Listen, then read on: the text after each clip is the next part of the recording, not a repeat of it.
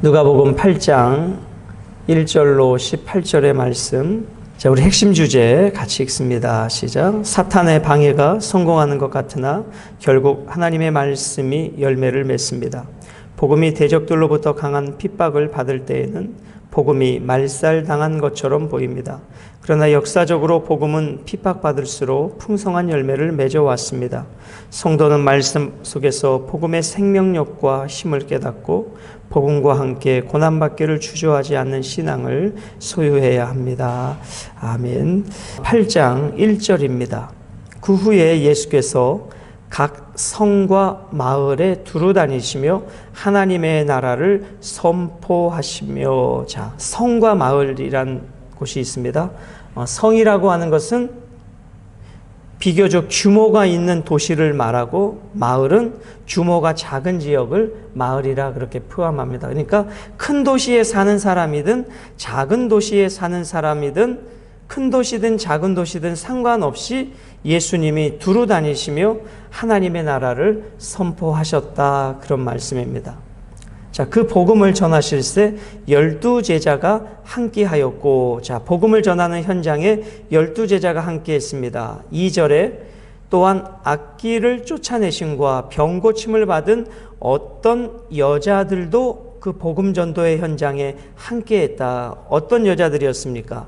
자, 7 귀신이 나간 자 막달라인이라 하는 마리아와 3절에 헤롯의 청지기 구사의 아내 요한나와 수산나와 다른 여러 여자가 함께 있어 자기들의 소유로 그들을 섬겼다입니다. 자, 2절에 보시면 악귀를 쫓아내신과, 자, 귀신 들린 여인을 쫓아내셨다는 것이죠. 그 귀신을.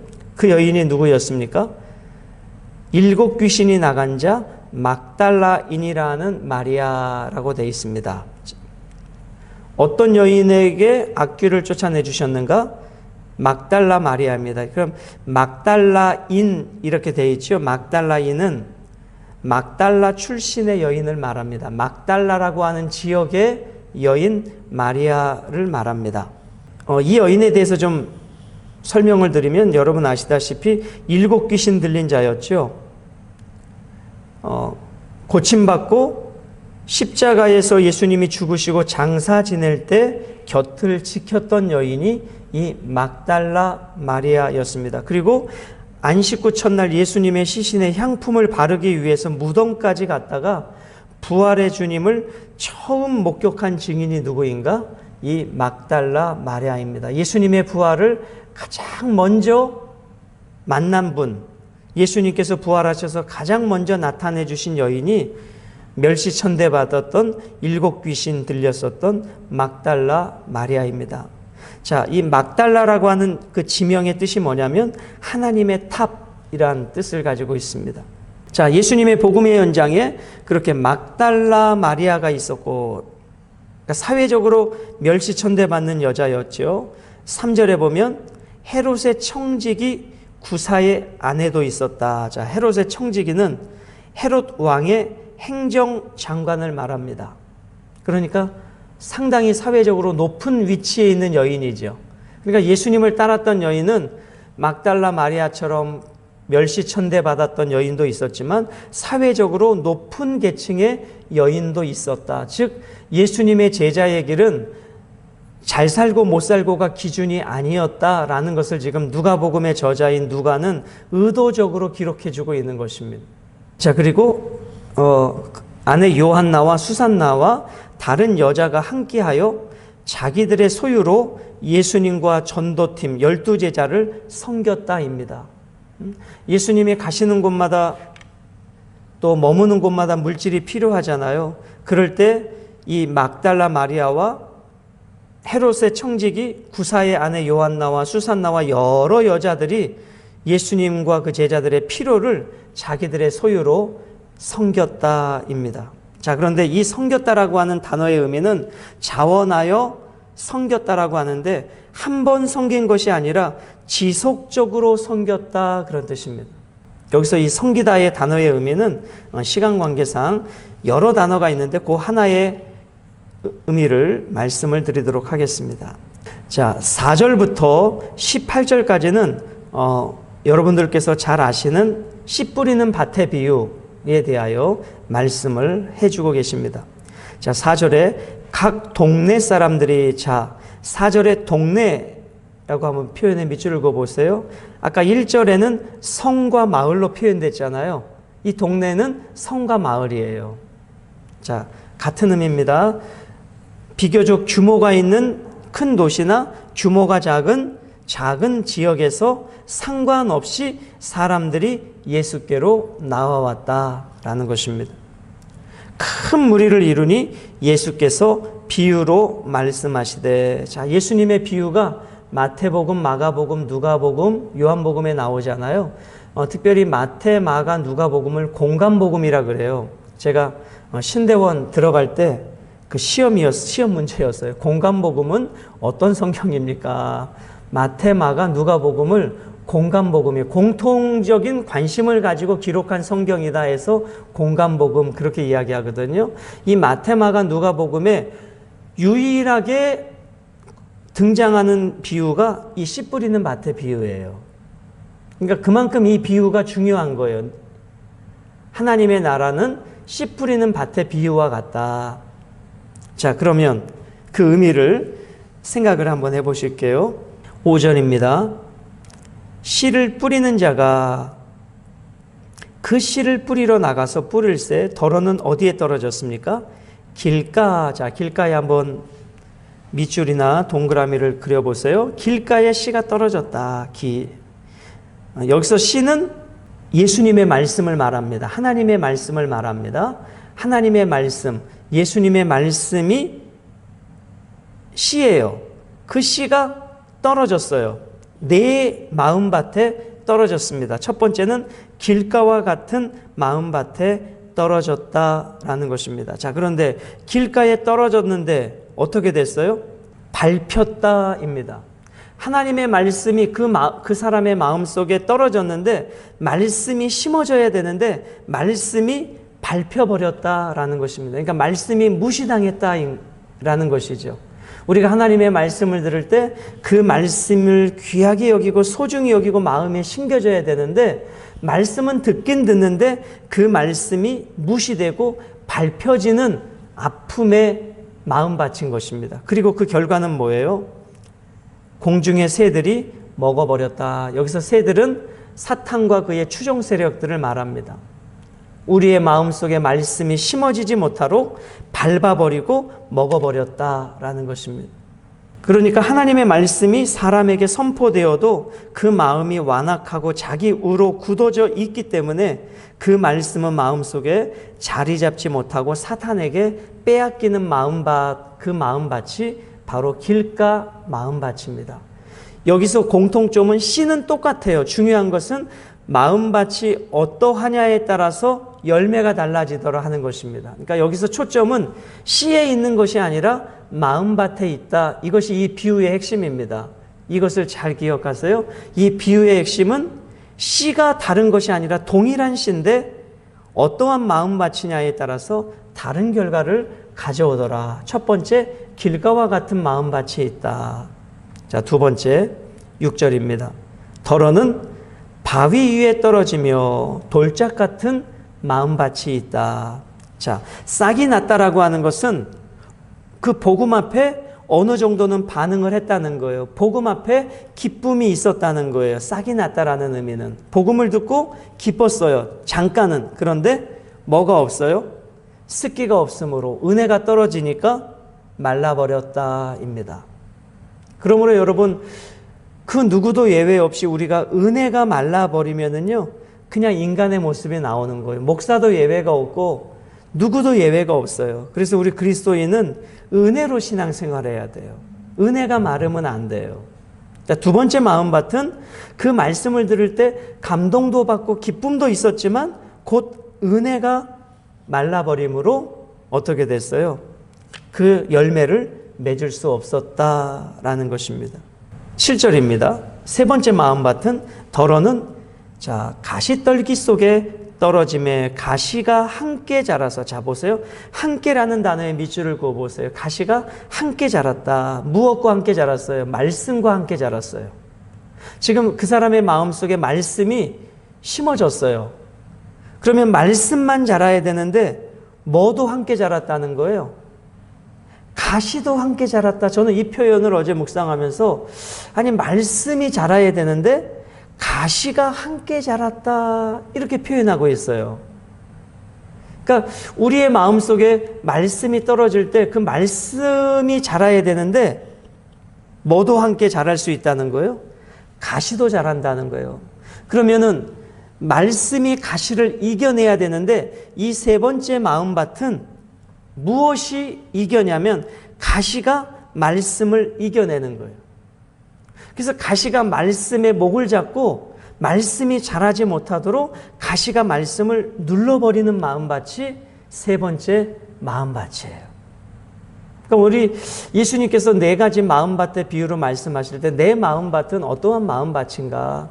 나는 말씀이 떨어질 때 말씀이 가시를 이기는 마음밭인가? 가시가 내 마음에 떨어진 말씀을 이기는 마음밭인가를 우리가 잘 생각을 해야 돼요. 그러면 여기서 말씀하는 가시가 뭔가를 우리가 이해를 해야 되겠죠. 그 가시가 함께 자란다고 했으니까. 그러면 여기서 말씀하는 가시는 무엇을 말하냐면 여러 생각들과 욕심들을 말해요. 그러니까 내 안에 이미 형성되어 있는 많은 생각들이 있잖아요. 그리고 인간적인 욕심들이 있어요.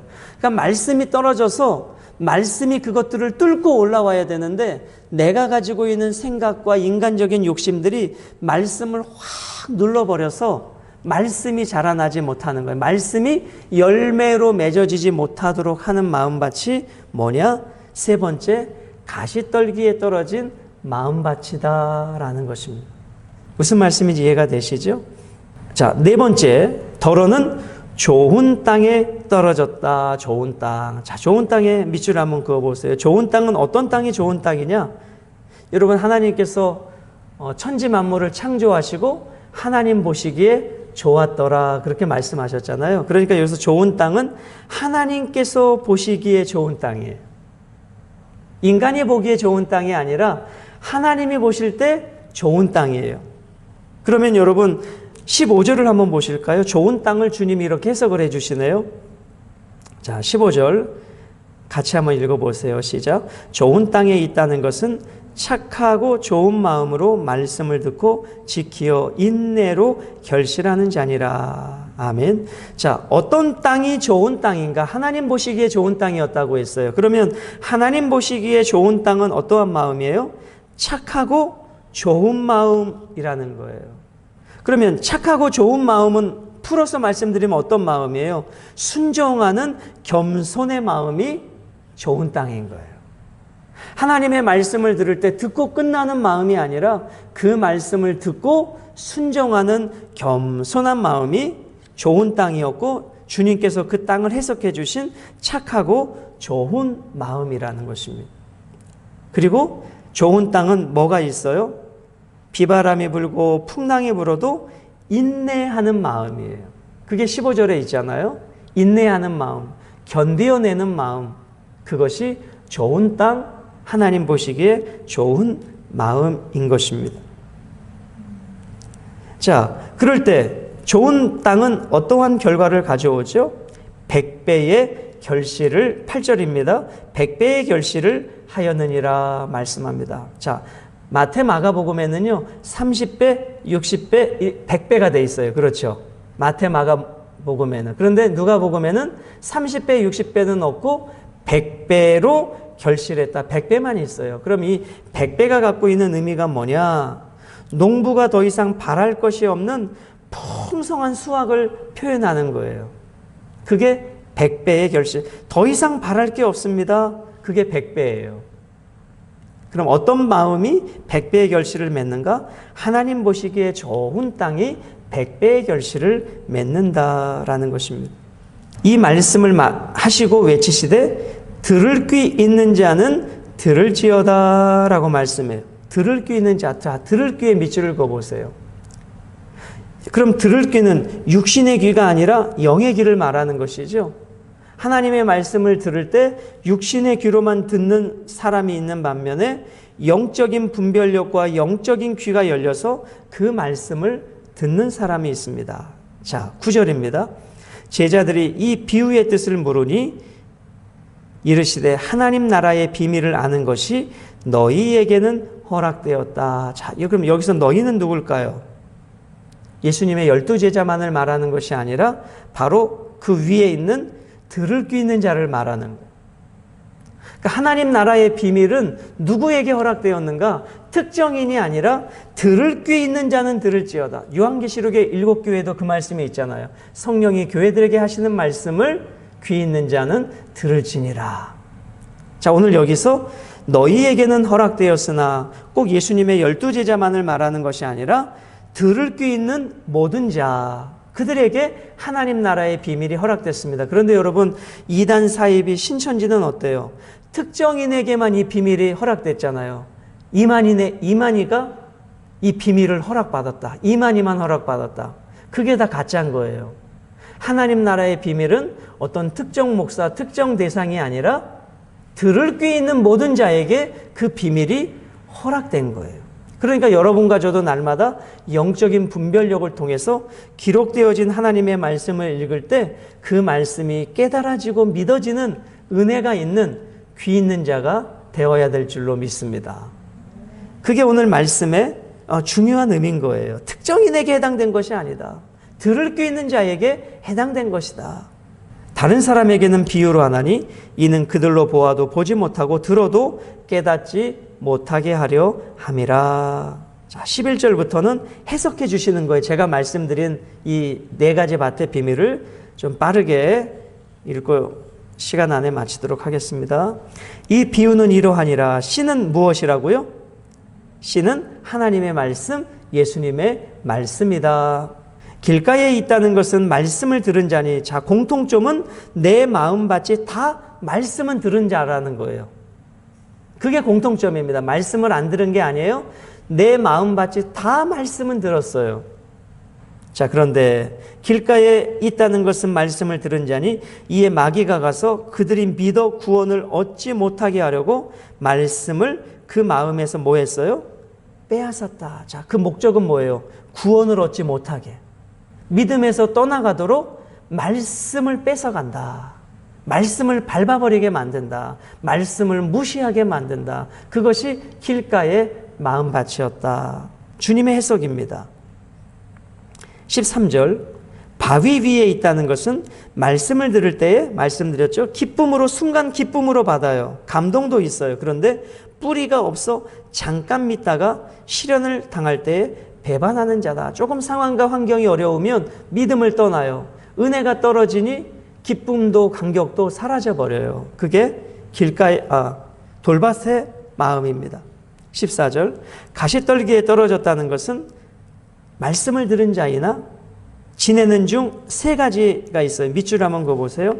이생의 염려, 재물, 향락에 기운이 막혀 온전히 결실하지 못한다. 자, 함께 자랐다고 그랬어요. 가시떨기는. 그죠? 말씀도 자라고 가시도 함께 자란다. 그런데 말씀이 가시를 이겨내야 되는데 가시가 말씀을 이겨냈다. 그 가시가 3가지로 표현되어 있어요. 첫 번째는 무엇이었습니까?